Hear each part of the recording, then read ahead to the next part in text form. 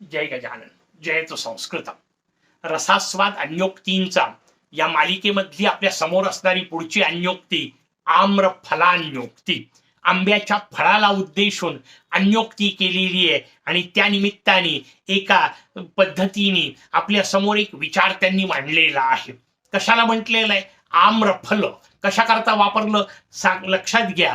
तुमच्या माझ्या संस्कृतीने जी जी गोष्ट श्रेष्ठ आहे त्याला राजा म्हणण्याची पद्धती अवलंबिली. सगळ्या देवांमध्ये सगळ्यात श्रेष्ठ देव कोण? तर देवराज इंद्र, म्हणून त्यांना देवांचा राजा म्हटल्या जातं. ही रचना अनेक जागी आपल्याला बाकीकडे पाहायला मिळते. जसं आपण पाहतो की सगळ्या जंगलामध्ये असणारे सगळे जे पशु, त्या सगळ्या पशूंमध्ये सगळ्यात श्रेष्ठ शक्ती कोणाची, सगळ्यात श्रेष्ठ अशा प्रकारची पराक्रमाची अवस्था कोणाची? तर ती सिंहाची. म्हणून सिंहाला मृगराज म्हटल्या जातं, वनराज म्हटल्या जातं. जणू काही जंगलाचा राजा आहे, सगळ्या प्राण्यांचा राजा आहे, पक्ष्यांचा राजा मोराला म्हटल्या जातं. त्याच्यातल्या अलौकिक सौंदर्याचा विचार करता किंवा गरुडाला म्हटल्या जातं. वेगवेगळ्या जागी काही उल्लेख बदलतात, नाही असं नाही. जसं फुलांचा राजा, सामान्यतः आपण गुलाबाला म्हणतो की गुलाब हा फुलांचा राजा आहे, पण गुणवत्तेचा विचार केला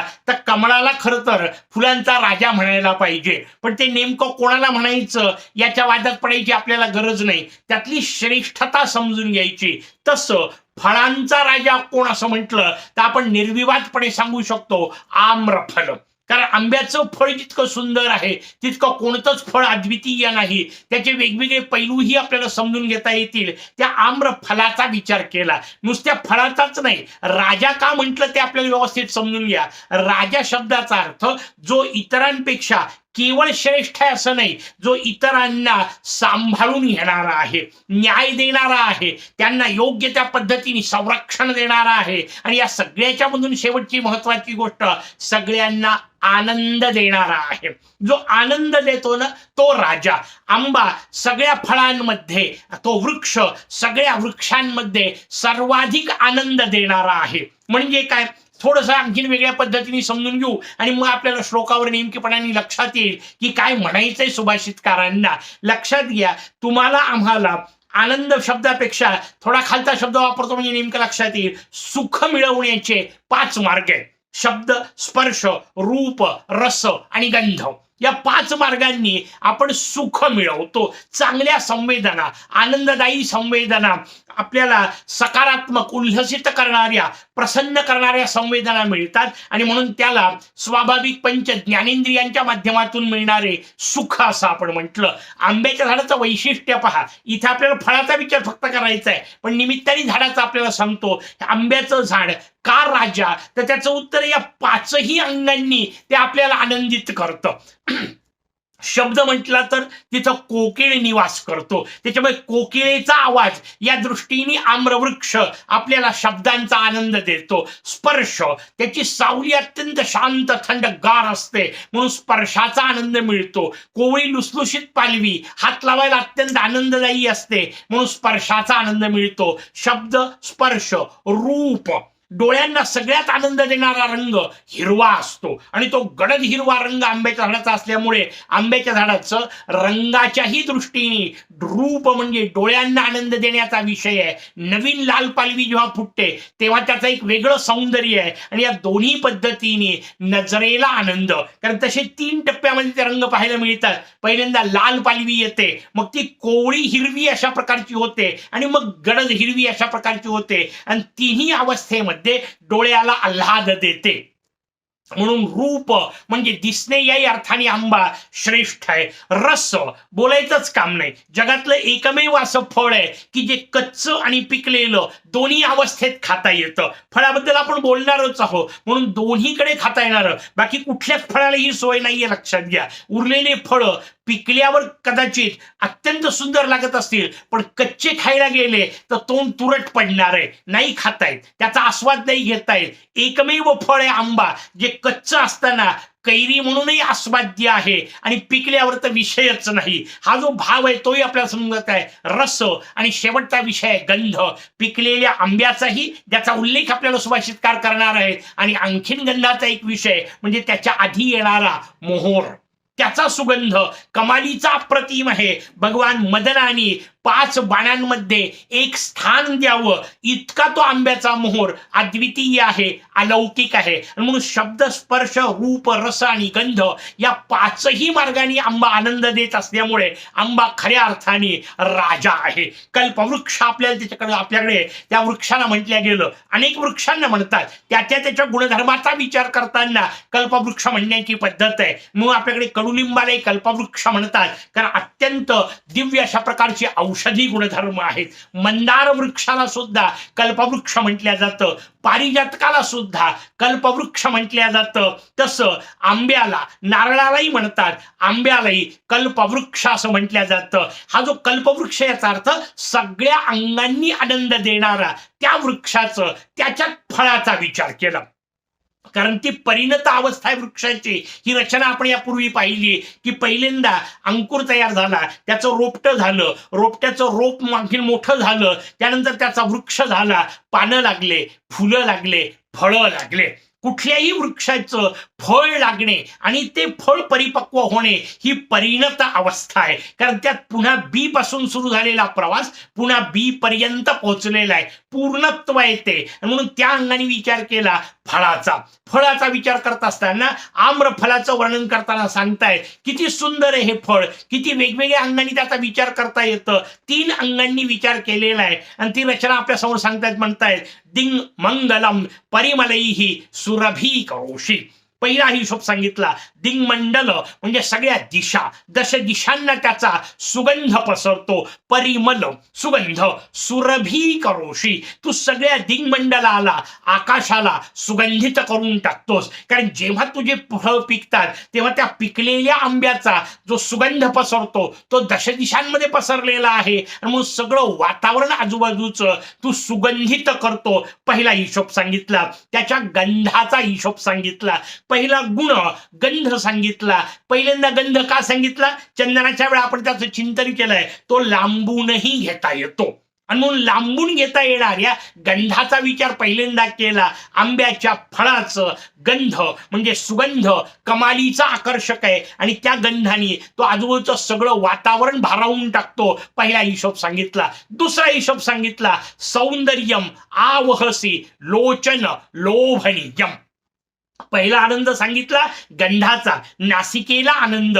दुसरा आनंद सांगितला लोचन लोभनीयम. लोचन म्हणजे नेत्रांना आनंद देणारा. कशी आहे तुझी रचना की तू नेत्रांना आनंद देतो, असं सौंदर्य धारण करतो. कारण कमालीचा सुंदर अशा प्रकारचा रंग त्या आंब्याचा आहे आणि मग तो रंग पाहून आणि त्याचा एक आकार जो आंब्याचा आहे तो आनंदी अशा प्रकारे आपल्याला करणारा. म्हणून आंब्याचा आकार आणि आंब्याचा रंग या दोन्ही गोष्टींनी तुझं जे सौंदर्य आहे, जे रूप आहे, डोळ्यांना दिसणाऱ्या 2 गोष्टी आहेत, आकार आणि त्याचा रंग. आणि म्हणून त्या दोन्ही गोष्टींनी तू लोचन लोभनीयम आहेस. तू लोचन म्हणजे नेत्रांना लोभित करतोस. तुझ्यावर नेत्र जडून राहतात, सतत तुझ्याकडे पाहत राहावंसं वाटतं. पाहायला सुद्धा तू अप्रतिम आहे. कापल्यानंतर त्याच्या आतला रंग सुद्धा तितकाच आकर्षक आहे. त्या सगळ्या गोष्टींचं वर्णन आपल्या समोर. म्हणून सौंदर्यम आवहसी, वाहून घेतोस तू, ते धारण करतोस. या अर्थाने लोचन लोभनीयम, डोळ्यांना आनंद देणारं असं रूप तुझं आहे. तिसरी गोष्ट सांगताय हम हो. काय वर्णन करायचं, आहा हा हा अशा अर्थाने वापरलंय, ते शब्दच फुटत नाहीये. सगळ्या शब्दांच्या पलीकडची अशा प्रकारची गोष्ट कोणती? रसाल फल वर्य. रसाळ अशा प्रकारचं तुझं फळ आहे. फल नाही नुसतं, फल वर्य शब्द वापरला. त्यातलं श्रेष्ठ, सगळ्या फळांमधलं सर्वात श्रेष्ठ अशा प्रकारचं तुझं फळ आहे. म्हणून रसाल फल वर्य हा 3 गुण सांगितले. आपण मगाशी म्हटलं तसं टप्प्याटप्प्याने कळणारे. पहिल्यांदा गंध, कारण तो लांबून येणार आहे. त्यानंतर रूप, बऱ्याच जवळ गेल्यावर दिसणारी गोष्ट आहे. आणि मग रस, प्रत्यक्ष हातात घेऊन खावा लागेल तेव्हाच रस प्राप्त होणार आहे, तो लांबून नाही प्राप्त होणार. म्हणून त्याच्या अगदी जवळ गेल्यानंतर, अगदी निकट गेल्यानंतर प्राप्त होणारी तिसरी गोष्ट. म्हणून जवळजवळ जात जे 3 गुण जाणवत राहतात तशा क्रमाने त्यांचं वर्णन केलं. पहिल्यांदा तुझा सुगंध, त्यानंतर त्यानंतर तुझ्याजवळ असणारं तुझं सौंदर्य आणि त्यानंतर तुझ्याजवळ असणारी तुझी रसाळता, पण हे सगळं सांगितलं तरी शेवटी पण वापरला. आणि पण हा असा अजब शब्द आहे की तो एकदा वापरला तर आधीच्या सगळ्या गोष्टींना जणू काही पुसून टाकतो, कारण पुढे जे सांगायचंय ते भयानक आहे, मग उपयोगी नाहीये, कामाचं नाहीये, अशी रचना निर्माण होते. हे सगळं असलं तरी त्या तरीमध्ये हे सगळं कामाचं नाहीये आणि एक वाईट गोष्ट तुझ्या ठिकाणी आहे, लक्ष त्याच्याकडे आता अधिक जाणार आहे. आणि म्हणून पुढे सांगताना सांगताय तवापी दू ये, हे सगळं जरी तुझ्या ठिकाणी असलं ना तरी दुःख देणारी, त्रास देणारी, पीडा देणारी एक गोष्ट तुझ्या ठिकाणी आहे. कोणती? यद ग्रंथिलंच कठीणम हृदयम बिभर्ती, जे अत्यंत कठीण अशा प्रकारचं, मुद्दाम तो शब्द नंतर असला तरी आधी घेतला कारण अत्यंत कठोर असणारं, कारण हृदयाचा संबंध वापरायचा आहे. कसं आहे तुझं हृदय अत्यंत कठीण आहे आणि कठीण हृदय असणे हे वाईट गोष्ट सांगितली, हा अवगुण सांगितला, कारण कठोर हृदयाचा असा भाव त्याच्यात मांडायचा आहे. आणि त्याच्या आधी सांगितला ग्रंथिल, ग्रंथिल याचा अर्थ गुंतागुंतीचं, एकमेकामध्ये मिसळलेलं, नेमकंपणे न समजणारं, अत्यंत किचकट असणारं. कशा करता? कारण आंब्याच्या फळाचा विचार जेव्हा आपण करतोय तेव्हा आतल्या गोष्टीचा रस तर आहे, त्याच्याबद्दलचा प्रश्न नाही, पण सगळा रस पिऊन झाल्यानंतर आतमध्ये हाती काय लागणार आहे? कोय लागणार आहे. आणि कशी असते त्याच्यावर अनेक प्रकारे त्या ज्या केसांची रचना असते त्याच्या अर्थाने त्याला जटिलम म्हटलं, की त्या दृष्टीने ग्रंथिलम म्हटलं, की तुझ्यावर त्या सगळ्या ज्या जटा आहेत, ग्रथिलता तुझी जी आहे, धागे धागे जे आहेत ना ते नंतर तोंडात येतात आणि रसभंग होतो, आनंद नाही मिळू शकत, मग ते काढून टाकावं लागतं, सतत तोंड वाकडं तिकडं करावं लागतं, दातात पुढे अडकला तर पंचायत येते. ह्या ज्या गोष्टी आहेत ना त्या सांगायच्या आहेत. तुझं हृदय कसं आहे याचा अर्थ गाभा, आतमधला भाग. वरून सगळं चांगलं आहे, आतमधलं कसं आहे हे सांगत असताना कवी जणू काही सांगतोय की तुझं हृदय बाकी सगळं चांगलं आहे, सुंदर आहेस, आकर्षक आहेस, रसपूर्ण आहेस, पण हृदय कसं आहे ते ग्रंथिल आहे, याचा अर्थ गुंतागुंतीचं आहे, केसाळ अशा पद्धतीचं आहे आणि कठोरम आणि कठीण कठोर अशा प्रकारचं तुझं हृदय आहे. मग मला सांग, ज्याचं हृदय असं आहे त्याचं बाहेरचं काही पाहून उपयोग आहे का?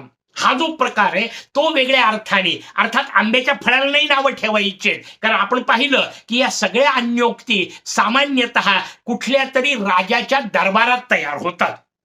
बहुसंख्य संस्कृत काव्य हे राजदरबारी तयार होतं का? कारण काव्याच्या माध्यमातून कोणकोणत्या गोष्टी मिळतात हे सांगताना शास्त्रकारांनी आपल्याकडे रचना दिली आहे. काव्यम यशसे अर्थकृते, काव्याने यश प्राप्त होतं, अर्थप्राप्ती होते. बाकीचे सगळे प्रयोजन सोडून द्या, पण काव्याचे दोन प्रमुख प्रयोजन सांगितले. तसं कवीला वाटतं आपलं यश पोहोचावं म्हणून तो काव्य करतो, पण नुसतं यश उपयोगी नाही, पोट नाही भरत त्याने. वाववा नुसती करून काय उपयोग आहे? पोट भराय करता धन लागतं. धन कुठे मिळणार? धनवंतांकडे. सगळ्यात मोठा धनवंत कोण? तर त्या देशाचा राजा. या अर्थाने राजाच्या दरबारामध्ये कवी यायचे आणि असे वेगवेगळे सुभाषित सादर करायचे. त्यांच्या त्या काव्य प्रतिभेचा गौरव म्हणून राजा त्यांना धन देत होता. असाच कोणीतरी एक कवी कोणत्या तरी राजाकडे पोहोचलेला असणार आहे, त्यांनी ती व्यथा मांडलेली आहे की मी हे सगळं तुझ्या समोर मांडतोय, पण माझी पंचायत आहे, मला तू असा वाटतो. कसा? जसा आंब्याच्या फळाची रचना असावी. बोललाय आंब्याच्या फळाला, पण लागू बरोबर राजाला पडलेला आहे. राजाला कळलं हा आपल्यालाच टोमणा मारतोय. कशी रचना आहे? राजाला तो म्हणतोय की जसं ते आंब्याचं फळ असावं ना राजा, तसा तू मला वाटला. आंब्याचं फळ जसं अत्यंत सुगंधित असतं, तो सुगंध दूरवर पसरतो आणि पसरलेल्या सुगंधाच्या आधारे भुंगे त्याच्याकडे येतात. जसं मी तुझं सगळं कौतुक ऐकून तुझ्याकडे येऊन पोहोचलो, आल्यानंतर तू दिसलाही सुंदर, तुझा राजवाडा अप्रतिम आहे, राज्य अप्रतिम आहे, तू स्वतः दिसायला सुंदर आहे म्हणून सौंदर्याने आकर्षित झालं. त्यानंतरची तिसरी गोष्ट, रसाल वाटला, बोलताना तू चांगला वाटला, गोड बोलला, स्वागत केलं, बसवलं. पण हे सगळं झाल्यानंतरही मुळात ज्याच्याकरता आलो होतो ते कुठं मिळालं? तुझं हृदय अत्यंत जटिल आहे, ग्रंथिल आहे आणि कठोर आहे, कारण शेवटी तू त्या कठोरतेचाच अनुभव मला दिला. पाहिजे तसं दान दिलं नाही, पाहिजे तसा मला सन्मान मिळालेला नाही, धनप्राप्ती झालेली नाही, बाकी तुझं सगळं चांगलं असेल पण हृदय तुझं कठोर आहे, अशा अर्थाने जणू काही ती अप्रत्यक्षरित्या त्याची निंदा तो कवी करतोय आणि जणू काही त्याला सुचवतोय की जे सगळं ऐकून आलो होतो ना ते प्रत्यक्षात नाही मिळालं, मला पाहिजे तशी गोष्ट नाही मिळाली, आणि मग अशा माणसाला कठीण हृदय असं म्हटलं जातं. त्या दृष्टीने रचना आपल्या समोर ठेवली. आणखीन एखादी अन्योक्ती, त्या निमित्ताने आणखीन एखादा सुंदर विचार पुढच्या भागात. तोपर्यंत जयतु संस्कृतम.